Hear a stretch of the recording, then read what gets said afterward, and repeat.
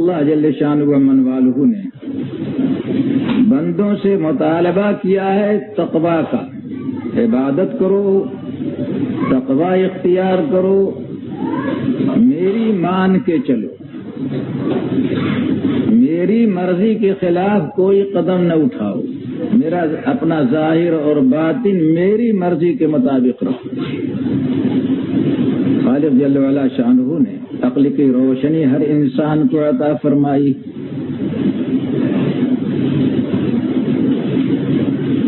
فرماتے ہیں انا خلقنا الانسان من نطفۃ امشاج نبتلیہ فجعلناہ سمیعا بصیرا، انسان کو سمیع بصیر بنا دیا ہے، دیکھتا ہے، سنتا ہے، سمجھتا ہے، بوجھتا ہے، لیکن اس کے عقل دانش پر مدار نہیں رکھ دیا، ورنہ عقل بہت غلطی کرتی۔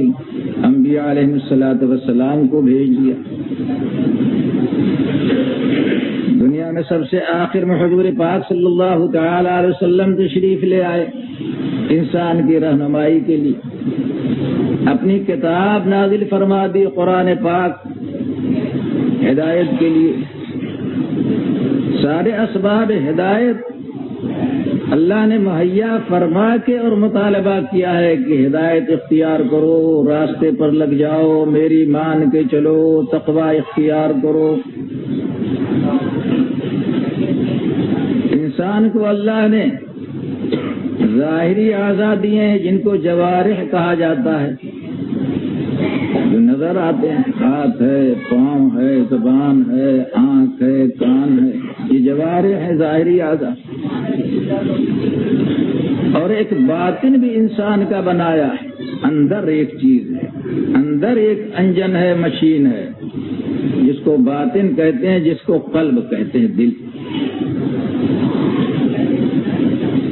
اور یہ فرما دیا کہ دونوں سے ہماری اطاعت اور فرما برداری کرو۔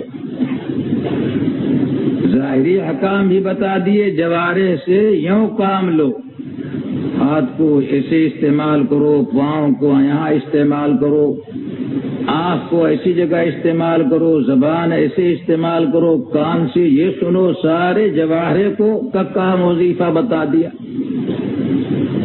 اور دل کا بھی وظیفہ بتا دیا، باطن کا بھی۔ ظاہر اور باطن دونوں کے احکام اللہ نے بیان کیے، حضور پاک صلی اللہ تعالی علیہ وسلم نے بتایا۔ بعض آدمی یہاں سے چوک جاتے ہیں اور سخت غلطی، بعضوں نے تو یہ کہہ دیا کہ جی ظاہر چاہے جیسا ہو، اعتبار تو باطن کا ہے، دل ٹھیک رہے تو آنکھ چاہے جہاں جائے اور زبان چاہے جو بولے، کان جو چاہے سنے، دھوکے میں ہے، غلط۔ جی حضرت باطن جب ٹھیک ہوگا تو یہ ظاہر بھی ٹھیک ہو جائے۔ آپ دھوکے میں سمجھتے ہیں کہ میں تو اپنا سر نیچا کیے ہوئے، باطن اپنا ٹھیک کیے ہوئے ہوں،